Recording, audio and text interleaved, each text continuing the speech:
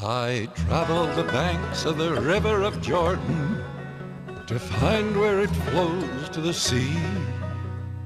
I looked in the eyes of the cold and the hungry, and I saw I was looking at me. I wanted to know if life had a purpose and what it all means in the end.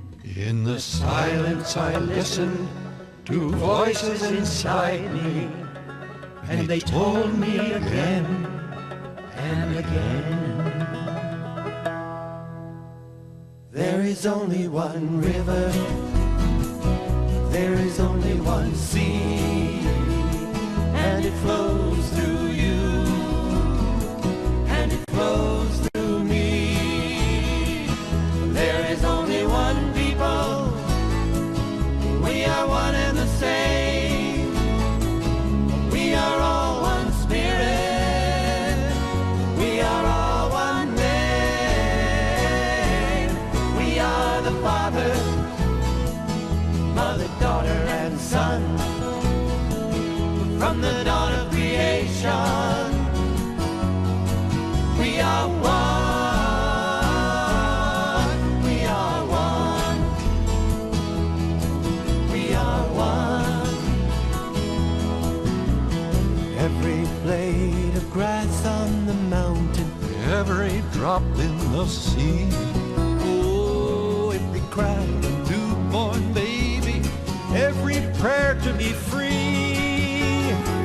Every hope at the end of the rainbow, every song ever sung is a part of the family of woman and man. That means everyone. We are only one river, we are only one sea, and it flows through you, and it flows through me. We are only one people, we are one and the same. We are all one spirit, we are all one name. We are the Father, Mother, daughter, and Son. But from the dawn of creation, we are one. We are one. We are one. We are one. Hi, welcome to the Loving Light Hour. My name is Reverend Lynn. This is show 860, and it's about patterns and programming. So, as always, I hope you enjoy the show. Don't forget, we're showing on Saturdays at 7:30 a.m. on Channel 53, and as you probably know, Sundays at 8 o'clock on Channel 54. You can check the local listing. I think it's actually in there, but yeah, Saturdays 7:30 a.m. in the morning on 53, and Sundays 54 at 8 o'clock. And of course, get some on YouTube, and there's supposed to be some video on demand too, in case you want to see the show. So I'll check to see if that's on, but you can try it. Also, we got a YouTube. Got a couple of shows there on YouTube. I'll be putting more up there, and you can check us out. My wife's Instagram is Bubba, B-A-B-A, Lynn, L-I-N, 333 on Instagram.com. You can check her out. She's got a lot of posts there about shamanic science, which is basically paying attention to what's going on in your life, paying attention to the visitations that one has from animals, insects, clouds, suns, moons, synchronicities, coincidences, things like that, only bringing them into context of the miraculous, or in context of the manifestation that we're a hologram, we're being communicated to, the universe is communicating to us all the time. God is talking to us all the time. God, the universe, God, that which I am that that energy, that awakeness is always there communicating. And we're asleep, and when we have our little awakenings, and when we notice something out of the ordinary, and we don't just say, oh, that was nothing, or when we really look at something, maybe like a sunset, or a tree, or a butterfly coming by, or whatever it is, or a hawk, or anything that kind of crosses your path, then you pay attention, and you wonder, and you ask if that's a message, if there's something coming to you, if there's something, some way to awaken. Anyways, that's what she does on the site, so I think you'll enjoy it. She's quite wise and has a lot of insight, and is a pretty good photographer too, so I think you'll love her pictures. And get some of our Pomeranians are in there, our girls, and a couple of other things. So yeah, check her out, BABLIN 333 on Instagram.com, Baba Lynn. And I have a little bit on there too under Shalen, SHALEN_2 at Instagram.com. I have some pictures and stuff I put up there, and a couple of comments and stuff. But anyway, I think you really enjoy her show. She's somebody, the person behind, all these men that enlightened us, or that we heads of the religions, they always had women behind them. There's always the women there that were keeping the spirituality, they're holding keeping they're grounding the energy, making it real into daily life. That's what women do. They make it real. Men, we tend to get up into our heads, and we like being up on our heads. We don't like so much hanging in our hearts, because that's the seat of emotion. So we don't really like. We're not used to it. We're not practiced in it. We're practiced and conditioned to stay out of our emotions, to bypass the emotions, to overcome them. It's weak to be emotional. So therefore we kind of shut them down or bypass them, which makes us ungrounded. We're not grounded in things, and so then we intellectualize stuff, and we bypass that emotional thing, which cuts us off from the earth. It cuts us off from reality, from being here and now. You find women have a tendency, of course not all, there's plenty of women who don't do that, for many various reasons, and but in general, the generalization, the women will be the ones that'll bring they bring the relationship down to earth. They bring they check in. They have us check in as to what's going on. Do you really love me? I say, oh, of course I love you, dear. I say, well, how are you loving me? Exactly. What are you doing to show me that? To demonstrate that. So, did I have to demonstrate that? I mean, don't you just know that? You say, okay, that only worked like way back. It doesn't work anymore. You have to address the fact of, how do I love you? How am I loving you? How am I practicing love? It's actions. There's things that you do. There's things you say. Feelings that you express. Deeds that are done. Yeah. So women will do that. They'll bring the relationship to the ground, and they'll bring religion, and they'll keep the religion grounded in daily life. Because when religion or spirituality is grounded in daily life, when you're living it in the family, then that's real. Other than that, it's just something you do on Sundays or Saturdays or one day a week, and it's not something that you really spend your life. There's the secular and the spiritual. If you separate it, you do a duality thing. We have a secular life and a spiritual life, and in reality, there is no separation. That's all in our minds. Which is what we're talking about tonight on patterns. The one pattern I'm dealing with, I've dealt with, you find these major patterns in our programs or or we even call them personalities, because it seems to be, it's a type of mood, energy, character. I mean, personality has to do with more than just social mask. It has to do with deep programming that starts when you're an infant and begins then. And of course, our two greatest programs, as our mother and our father, but those adults that are with us from the beginning, they're the ones that we're learning from, and they're the ones that we're mimicking and idolizing at first, and then rebelling against later. Those patterns have been handed down from generation to generation. Ad infinitum. That's our job here is to break those patterns. And why do you want to break the pattern of your parents?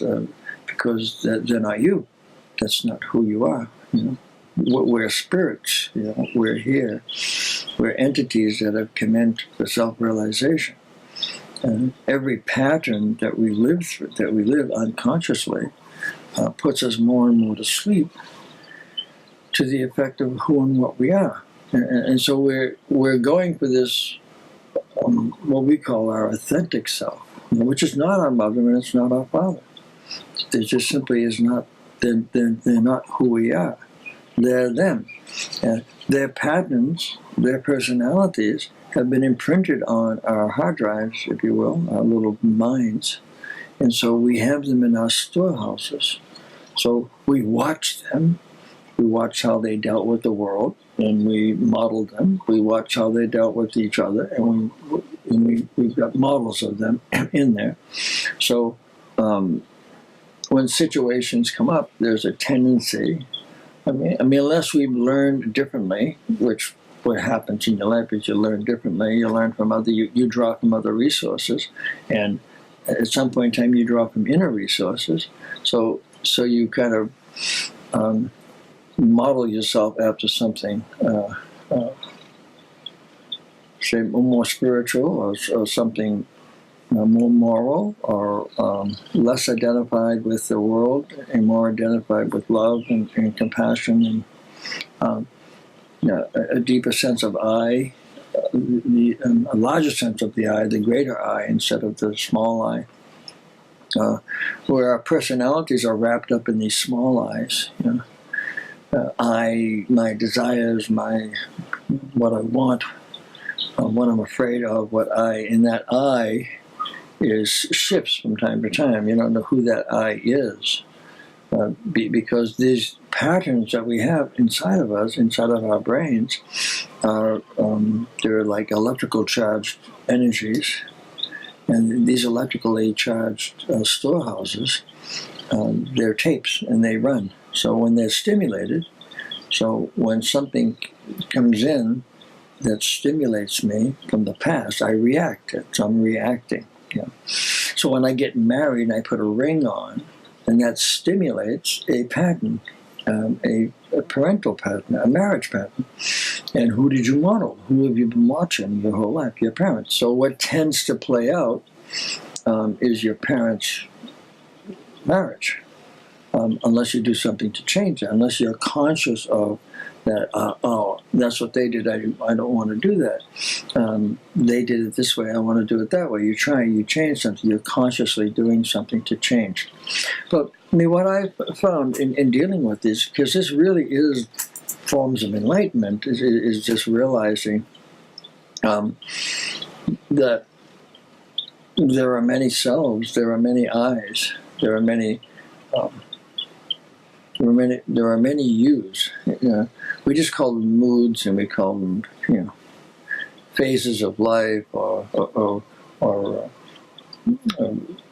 we'll call them personalities. We put them on personalities because we recognize it's a certain programming and pattern.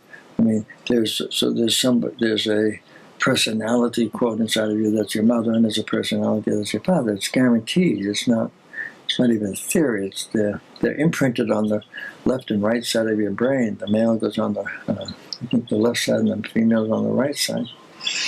And that is the male and female side of the brain. The brain's separated into two lobes, and then you get your animal, the primal, in the back, and then this consciousness is in the front. This gray matter. This is where the evolution is in front.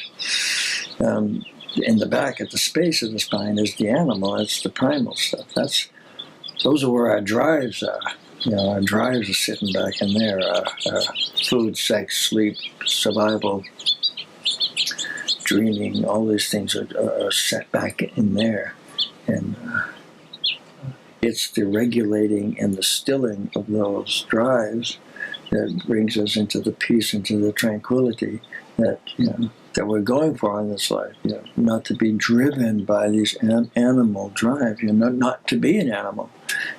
We're inhabiting an animal. The mammal is the body that we're in, and its drives are, things that we have to take care of. We have to take care of the food and the sex and and sleep and self-preservation. These are drives. These have to be taken care of. The moderation of these and the understanding of these, the being in touch with them, the self-knowledge is not an intellectual process. The self-knowledge of these drives is it's an emotional, physical, real-time being aware of these drives. Understanding and being aware of the fact that you're hungry, and that is a drive, a program, and that it has a ton of energy, a ton of storehouse of DNA programming tied into it. And if you don't understand it, if you don't see it for what it is, you just let it run itself. That it basically runs you. You'll kill for food, and you are on a regimen. You have to eat at certain times, and if you don't get your lunch or your dinner, you get angry, you get upset, and maybe now you won't kill because you didn't get it, but before you would have. In earlier stages of humanity, if you didn't get your food, you had to go kill somebody to get your food. So these are pretty basic drives. Sleep is right up there with it. Just how angry do you get when you don't get your sleep? These are the drives that are.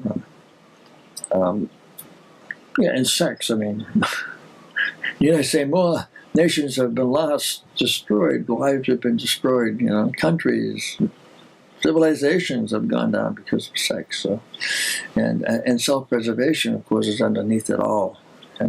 But all of these are their drives, as in, yes, you need to eat, and you need to eat, nourishing foods, but in moderation, and as nourishment to the body, and you have to balance that out with appetite and taste and everything, and all of the different sensations, and we're studying all the sensations that come in, so we can understand.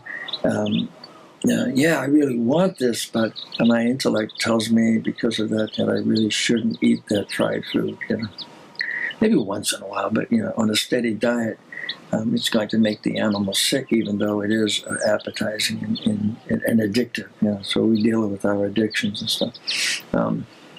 But in the course of dealing with self-knowledge, this is what this is about. Self-knowledge this is where meditation will take you, is into thought patterns and into emotional patterns, and understanding and see them arising, and learning how not to, what we call, identify with them. It's as simple as I have a desire to go and get a candy bar, and I sit and watch it. And it comes up and it comes up and it gets more and more and more. And as I breathe, as I go into my breathing, and it passes. I have a desire to eat, it passes. I have a desire to sleep, it passes. I have a desire to move, it passes. sometimes to lesser or greater degrees. Sometimes it completely passes. Sometimes it passes a little and comes right back. And you notice all of these things have to do with your identification with them, and your ability to say, this is not me. This is not me. And I know the one that I've dealt with, well, I mean, I've dealt with mother and father. It's not, there's nothing more to, I mean, we basically have to deal with our mothers and fathers. They are inside of us. We are them, Making peace with your parents is more about making peace with the parents inside of you as it is making peace with the ones outside of you. That's why it's good to make peace with the ones outside of you, because that helps you to make peace with the ones inside of you. But people often say, well, I have a really good mother and a really good father. Why would I want to not be identified with them? Well, because they're not you. Good. It's good that you have good parents and that they, didn't abuse you, or that they did a little bit, and they taught you stuff, and they taught you good programs. And there's always, you keep the good stuff, like go with the bad stuff, but they're not you. And what the difficult part of this is realizing that at some point in time, that which we think, which is our authentic self, kind of fades away. It loses its energy. And when it loses its energy, and that's why as we get older and life, we have this energy of conquering the world and conquering ourselves. But conquering the self is, it's an enormous task to do. The Buddhist say it's like fighting 20,000 enemies, 10,000 enemies with one hand tied behind your back, something. And meaning to say, it isn't easy to do. It isn't easy to conquer the self. In other words, it isn't easy to deal with desire, to deal with these things that drive you, and to not engage with them. It's kind of like the Christian thing, get thee behind me, Satan, which is to say, don't deal with it. If you deal with it negatively, you're dealing with it. If you deal with it positively, if you try to run away from it, you're dealing with it. It chases you. It's learning that stillness of looking at it and saying, this is not me. There's only one power. There's only the power of love. There's only God. God is the only power. Everything else is delusion. Everything else is illusion in delusion. Those are the things. Those are the tapes. Now, bringing that into daily life is actually going through some tests with that. I mean, getting into an argument with your wife or with your husband, and understanding the reenactment that's going on, or asking yourself, is this a reenactment? Is this something that I learned? Is this the way my parents fought? Is this the way who is this? What is this inside of me that's in this argument, that's in this fight? And you're looking and you're studying it, because that's when you find out, that's when you become aware of what's running you. Usually we just go along in daily life and we shift into these different personalities, and we don't really pay attention to the change. And you might be a masculine energy. One moment in one part of the day, and some sort of an outside influence will come in, and you'll shift into a positive, a female energy, or you'll go back and forth, or you'll be in a male energy for days on end, and you won't be aware of it. It won't be something that you're aware of it if you're with somebody else that is doing this and paying attention. You can help one another say, "Oh my, you're kind of in a male energy." And who is? That's probably your father, or we take on these. We model. People that we kind of think are neat or cool or particularly strong and powerful. A lot of it, because, from our base sides where we just want to be powerful, That's why, as a female, you might have identified more with your father than your mom if your mom wasn't so powerful, because the men had the power. So you find, a lot of women these days, since they're not controlled by that, by society to be a female, that they can be who they want to be. Well, they model themselves after their fathers, because They're the ones that have the energy, and that's changing over the last decades. But for people in their 60s, 50s, and 60s, that's how you did it. You modeled yourself after your father. When you went out into the world, into the business world, as things changed, you became your father. And again, this is all interesting as self-knowledge. It's not real. There is no father inside you. They're just thoughts. They're just thought patterns. But this is what we do in a daily life. We live out thought patterns. We live out programs. You can hear the tapes come out. You can even hear yourself do it. You can hear yourself say the same thing over and over again. When you have new friends, you start telling the same stories. The tapes are coming out. And you're telling the story. It gets a good story. It gets a good response. So you can be aware of that, or you cannot be aware of it. That's why we keep looking for new people to influence, because we want to play out the same patterns. When you're with each other, the patterns get old and worn out, and if you're not breaking the patterns, if you're just kind of living on them and letting the patterns run you, well, we get tired of each other. We get tired because the patterns aren't real. That's why you don't want to be them. They're not real. What's real is you. You're real. Your spirit, your soul, you're real. Your authentic self is real. Your authentic self is not run by patterns. Its pattern has to do with God, which has to do with spontaneity, has to do with compassion, has to do with laughter, open-mindedness, open-hearted, being empathetic. This is the real you. This is the one that, and we maneuver ourselves, our energies out of these, away from this part of ourselves, this authentic self, because it's a sensitive place. It's a place that can get, it has emotions, and so the emotions can get hurt.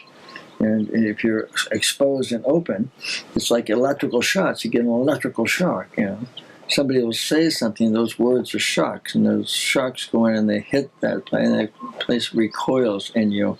And as it recoils, it's kind of like a wound, and just like you put a scab over it. So a lot of wounds get a big scab, and ripping the scab off is not an easy process. Yeah, and you could go and convince yourself that I don't need to take the scab off, and everything's fine. You say yes, but underneath that, because you are dealing with that, because you're not being authentic, because you have given in, you have succumbed, you have co-opted yourself. That underneath is festering. There's anger going on. You want to say, well, what are you angry with? Oh, I'm angry with my mother and your father. I said, no, you're angry at yourself. You're angry that you aren't being you, that you're co-opting yourself to a job, to a marriage, to a family, to a religion, to an idea that is not you. That's all. Which doesn't mean you shouldn't have a family. It doesn't mean you shouldn't have a religion. It doesn't. It just means that in all of those things, there's you, and it's always the thing of getting back to you, and who are you? What are you? Where have you come from? Where are you going? What is going on? What's the purpose? Purpose is self-knowledge. That's the short answer, self-knowledge. Ignorance is the cause of all of our suffering, but it's not ignorance of the books or the university. It's the ignorance of the self. It's not being aware of your emotions. It's not being aware of the intent. It's not being aware of what's driving you, what's running you. And each of us, at some point of our life, we will be dealing with these different fears, different identifications, attachments, desires, addictions, these delusions. Where we think, where we think a certain way, and we're hallucinating basically in one form or another, or we're blocking out reality. We're living in a perfect world that doesn't really exist in reality. It's only perfect in the greatest sense of the word. It's not perfect in fact if you leave your little neighborhood that you're lucky enough to be born on, our country, and just imagine yourself transported into southern Sudan if you're, say, a woman, or a blonde guy even going to southern Sudan. And there you are, and you land in southern Sudan, and then and this didn't happen because of chance. You're here because of chance. That's why you're here. Chance. I don't know, maybe you lucked out, maybe you didn't. It depends. It all depends on what you're trying to do with this life. If you're just trying to coast along and have a good life and be happy and enjoy life, and well, you lucked out. If you're really trying to move through and trying not to keep doing this endlessly, and come back here again and again and ad infinitum, then, maybe you wanted to be born in some place where you could realize that this is not a great place to be coming to. And trying to figure out, why am I coming back here? Why am I here? What is what we need to wake us up is individual. It's different. We all need some sort of a shock. Sometimes it's an inner shock. Sometimes it comes from within. There's just an aha, or an awakening. Often it comes from without. It comes from somebody or some situation. A birth, a death, a marriage, a divorce, an accident. Something will shock us. It's an electromagnetic jolt, and will shock us into the here and now, into reality. And so it doesn't have to be an enormous event like that either. It can be sometimes it can be just a certain ordinary event, but an extraordinary moment of realization comes in. I have had some events where I was here and now. I can remember that they have no meaning, really. It's just, but they're clear as day. I remember it, and I remember, well, I was there at that moment for some reason. For some reason, I just had to be there, as a note to myself, a future self, or as a memory that needed to be that needed to be etched in stone, so that I would remember that this is that there's some of the energy at this particular time. I can remember a time, it's clear as day, when I was 5 or 6 years old, walking out of my house very, very angry, and picking up a stone, and there was a bird, and just throwing it at the bird, just angry, and killing it. And it was like, that was it. That was something he told me. So that happened to remember that time. You're 6 years old, you're very angry coming out of your house at 6 years old, and you killed the bird. And that, whatever happened inside that house, and I've come to find out it could be a number of different things that would have made me very angry, and that was there to mark that. And you'll find in your life there's just things that stand out. There's just moments that stand out in your life, and those are for self-remembering. Those are there to help you to remember yourself that in this time frame that there's this snapshot of who and what you are, and what's driving you, and what's running you. So I've been dealing with my. Well, like I say, I go back and forth between the mother and the father, but really identifying them with their lesser qualities. Because as you go deeper and deeper into this, you have to deal with, as you get older, if you haven't been doing any work on it, you just kind of go into an asleep state, and you basically become them, and you just don't know. You don't understand that you're them. You just have their mannerisms, you have their ideas and their thoughts, and it kind of wears you down. And the reason why it wears you down is they're a lot like societies. Societies programmed them. They were programmed. The whole thing is to be unprogrammed, not to be socialized.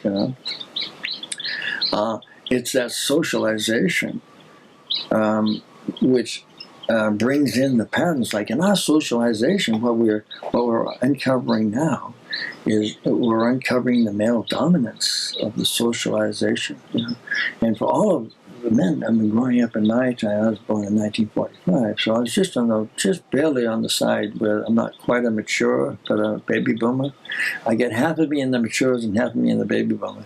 And it's been a struggle my whole life because there's part of me that's just been into all of this stuff, and then there's this other part that's just, just an old guy that doesn't get it, and it's flipping back and forth between these sides of my brain has driven me and my wife crazy. But in realizing that, in realizing these patterns that you see in society has the male domination, what the Me Too movement is bringing out is this. How do you say it? A fertile, the fertile ground of growing male privilege, male superiority, male entitlement, and the sexual misconduct, and it's. We're being confronted. As men, we're being confronted with this, and it's so intrinsic, that it goes into everything we do in our daily life. It's all about power and control. So every act that we have, where we're doing power, where we're doing something that is feeding oneself and selfish in that way, kind of feeds and nourishes that, and everything that is selfless breaks us out of that pattern, and we have to break out of the pattern. So the selflessness service is the key, and this is the key to the men, and this is the key to male abusers and all of this stuff. The male abusers don't do that well with psychology and stuff. I mean, it's like they just get to be more clever at it, and that's all.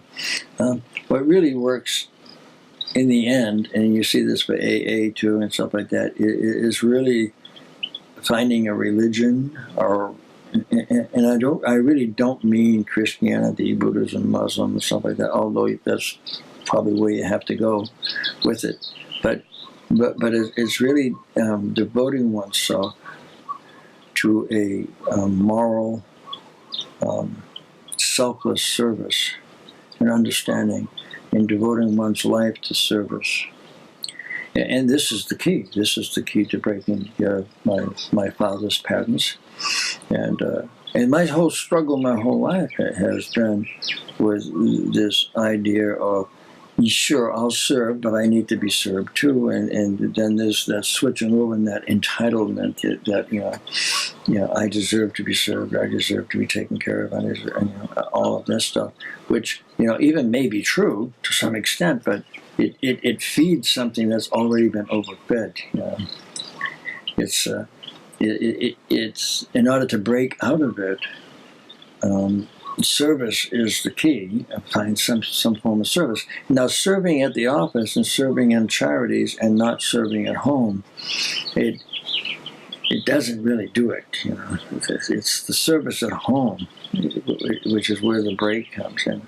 And that's why where I found years of working on this is putting myself into this situation of the caregiver.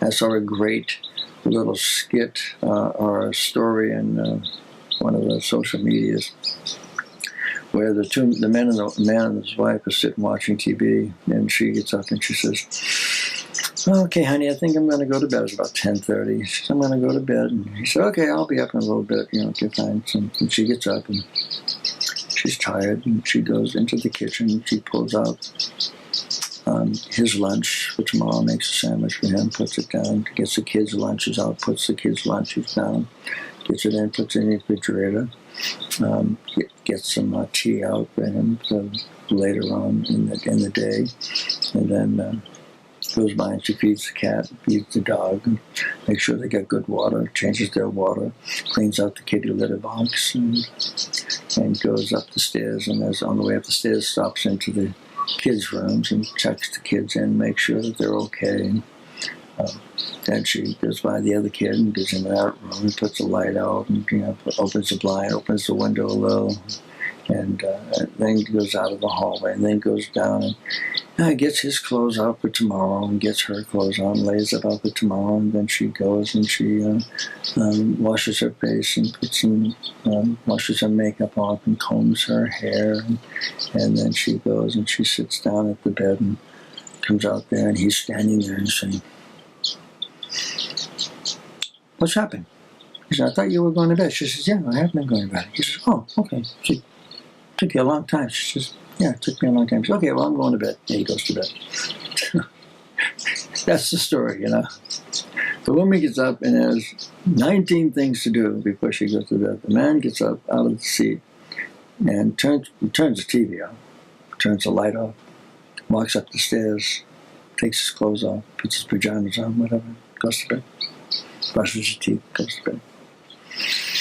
This is the difference. You know, this is the world of caring that where male privilege and male entitlement, that caring doesn't enter. You know, because we do have important jobs, you know, we bring in the money, and this is all that lizard brain things of, you know, that we put the bacon on the table. But that doesn't break us out of the societal patterns that keep us in the separation, that prevent us from being our authentic self, which is the consummation or the summation of giving, of being one with God, one with our wives, one with our children, one with everything around us, and being aware of that, nourishing that, caring about all of that. And that's how we can measure where we're at on this thing of breaking this male programming, breaking this whole thing is just to measure what are we doing on a daily basis that has to do with caring. This is in the home now, because we do greater work in charities and outside groups. But in that home, it's how much are you taking care of? You know, if we start dividing up the labor, that's when we start getting confused, you know, because it's justified. You know, you don't want to, you know, everybody's kind of measuring how much they're doing, but you often see a woman or a mother that doesn't really do that. That's kind of what they do. They just take care of everything. You know? I mean, my wife she basically can't go to bed without, I mean, it takes her an hour to go to bed. You know? And I definitely have that in me where I just feel like I should just get up and walk in there and, you know, lay down, pull the blankets up, go to sleep. That's it. Yeah. What's the problem? And this is what, this is how we confront this. You know? And it's not about right and wrong. It's about awakeness, being awake to what's driving us, what's running us. You know? What are we giving into? Because this male programming, this male privilege, this male entitlement, is the thing. This is what creates wars. This is what creates the selfishness and the hatred. This selfishness, this being stuck in, we call it being stuck in the power chakra. You know? Being stuck in the power chakra is establishing rights and privileges and establishing, you know, territory and getting mine and being strong and being, you know, the provider, being all this stuff. You know, that's being in the power chakra. You know? We start bumping up into the heart center, into love, into compassion, because we do this for our families. This helps us, gets us over. But that's also, that's a program, because that's really limited in scope. You know, you get a whole bunch of time where you don't have to do any of that. You know? And that's where men and women get into the things at home. And we get a honey-do list, and we get the guy resenting because this is like endemic. This is so strong. You know, I mean, I've been working on this for 30 years, and I still feel it every time my wife says something.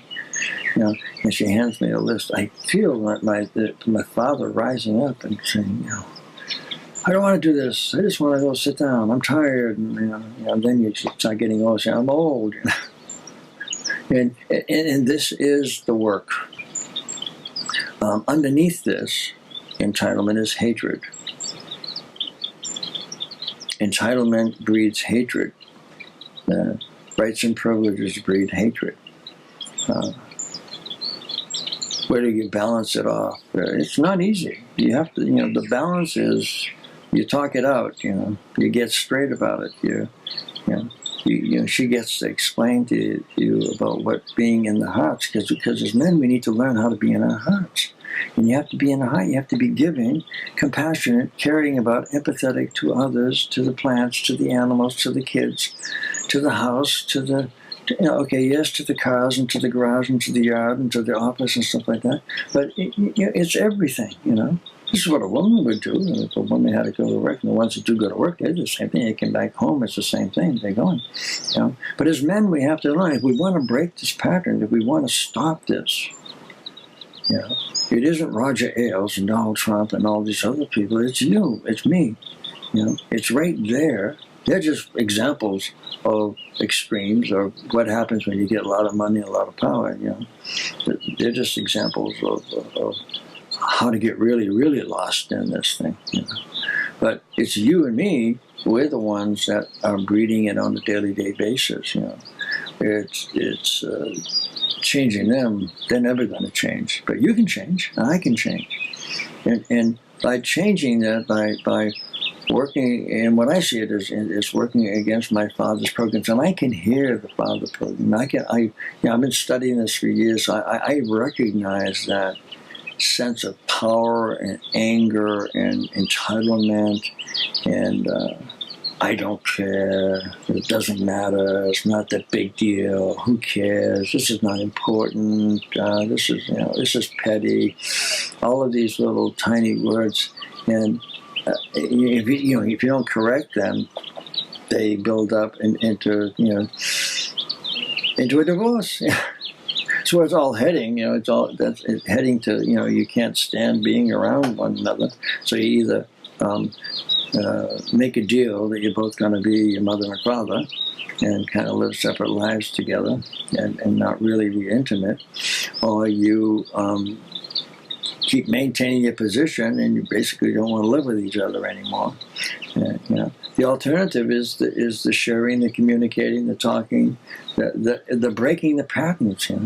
But you can't have her make you do that. If she's making you do that, that's part of the pattern. That just makes her into your mother, and you're the son. And, this is like, this pours out of us. It's not something that, is just, one person does. Everybody does it. It's right there. If you're not working against it, if you don't feel it come up, if you don't feel that energy come up and decide not to identify with it, decide, I could do that. I could say I'm tired, but it really does need to be done, and I could do that, and I could do a good job, and I could do it. I could do it for the sake of doing it, not because she's making me do it, but because it needs to be done. And this you have to work at. So you have to work at this. It's so easy to become, to succumb into the thing of being handpicked, or being the abused guy, but really you're the one doing the abusing, because you're really maintaining that power struggle. I saw how my father did it. He was very quiet, but very Teflon type thing. You couldn't really stick. And my mother was always very emotional. She was the pain in the butt, and he was the poor dad. She's always on him. He just wants to come home from work and sit down and smoke a cigar, drink, fill the house up with smoke, watch his TV. Watch this. I lived in this day in, day out, 16, 17, 18, 19 years of this, It's pretty much imprinted in there, If you beat the fact of, okay, well, you're not going to smoke, well, we did that and drink, you did that too, that's over. But you still have that pattern of entitlement, that feeling where you get to sit there and just kind of watch TV while she does the work. And it's the pattern. That's the pattern that you're breaking with. You can't be in a spiritual pattern. You can't be spiritual. You can't go off and preach or go off and do this and then come home and do that. That's abandoning God, because God is unity, God is love, God is compassion, and it's everywhere, It's both of you on 100% of the time. It's hard to get that across, because it's so subtle, and we get tired of fighting it. Well, that was the idea. You get tired of fighting it. Of course, that's the way it works. That's how evil works. Is it's propaganda. As you see what's going on in our political things, the propaganda is you keep saying the same thing over and over, and people get tired. You get tired of the atrocities. You get tired of the outrageous statements. You get tired of it. That's how propaganda works. That's how it works. It's constant barrage of lies, constant barrage of lies, so you can't tell the difference anymore. And you're just so wary of it, and you just feel like, I don't even care anymore. That's the part where then all of a sudden truth and lies are now that there is no such thing. It's now you can make up your own thing. This is how propaganda works, and this is how evil works. The evil is the constant barrage of energy, the constant ideas of laziness or of entitlement or of privilege and all this stuff. And whenever you put the mantle down, whenever you get tired, it's right there, and you find yourself succumbing to it. And you have to wake up and pick yourself up and say, "Oh, this is not me. This is not who I am. This is an old pattern. I'm here to break that pattern. This is the generations, and we need to break the patterns." And these things don't die easily. These are dinosaurs. They don't die easily. They will die when you stop feeding them energy. You don't feed them. That's why you can't fight them, because they're enormous. They're an illusion, so you can't fight an illusion. All you do is waste all your energy. And if you run away, you waste your energy. It's an illusion. It's not real. So the way to kill a dinosaur is don't feed it. Just don't feed it. It'll die. It'll die of its own. It'll go away. It's not about dying because it's not alive. There is no father inside. There is these patterns are patterns that have to be fed. They have to be nurtured. If you don't nurture them, they pass. They go away. That's the key. The key is not to feed. Whatever you feed,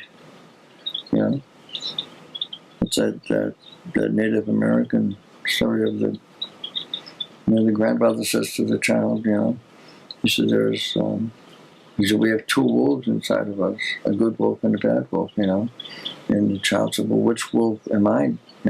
Will I become, the good wolf or the bad wolf? And he says, well, whichever wolf you feed, you'll become. And so we have that in whatever we feed, whatever pattern. If we feed entitlement, then we'll become entitled. And then that, of course, there'll have to be a reckoning, because there always is, always. There's always a reckoning. And Gandhi's great quote that, there's been, in the course of history, there's been despots and dictators and criminals that have amassed power and have seemingly been unconquerable and have seemingly been immune to any kind of correction. But each and every one of them have always, imagine that, get that, have always been brought down. It's always. So it's not a matter of if, it's just a matter of when. And that's what we're dealing with today. You can watch it, and hopefully, because we're speeding up in the electronic age, those that are abusing powers and privilege and feeding that bad wolf, they will feel that the truth, because the truth and love always win. They're eternal. The other things are illusions and deception, and they're delusions. And they, sooner or later, they stop getting the energy and they disappear. As long as once they're not fed, they disappear. They finish. They fall down. Because the only thing that can support them, the only thing that keeps them up, is the belief in them, in the food that's being fed. So it's always those around the despots and the dictators are the ones that do it. Not them, because it couldn't possibly be that way if we didn't have people supporting him. That's what but That's outside of you. Inside of you is your own dictator, your own despot, your own identification with power and privilege. And that identification with power and privilege, in conquering that within yourself, is key to changing the world. Because each one of us that does that, we tip the scales. We change the consciousness of the world. As I work on my energy, and as I work to not to further and to continue that pattern, as I break that pattern, I weaken the pattern. As I strengthen, as I identify with it, I strengthen the pattern. Just a matter of time before enough people, enough men, break the pattern, stop feeding that, and start serving, and stop being what they're there to serve God, to serve humanity, to serve with compassion, and that's their life, not to be entitled and privileged and all that stuff, but to be servants. When enough men turn that way, that'll break that pattern, and then that pattern will change, and we'll have a change of the energies that we're living in. We'll go into more of a conscious time.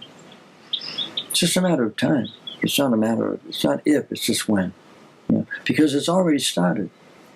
It's not going anywhere. The awakeness is started a century ago.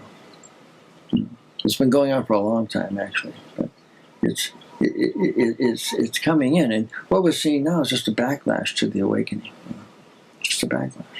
That backlash doesn't have enough energy to last. It'll change. It'll change. And as it changes, it'll change because you're changing. It'll change because you're changing yourself. Wars will stop when you stop fighting inside of yourself. When you stop seeing a black person or a Chinese person or a Russian, when you stop seeing them that way, when you stop seeing Democrats and Republicans, when you stop seeing men and women, when you stop seeing that, the wars will stop, and they won't stop until then. As long as there's these others, there'll be wars. And the more that we work on ourselves and we see that these are patterns, this is not the way I'm spirit. We're all one. If we're all one, then we're all one.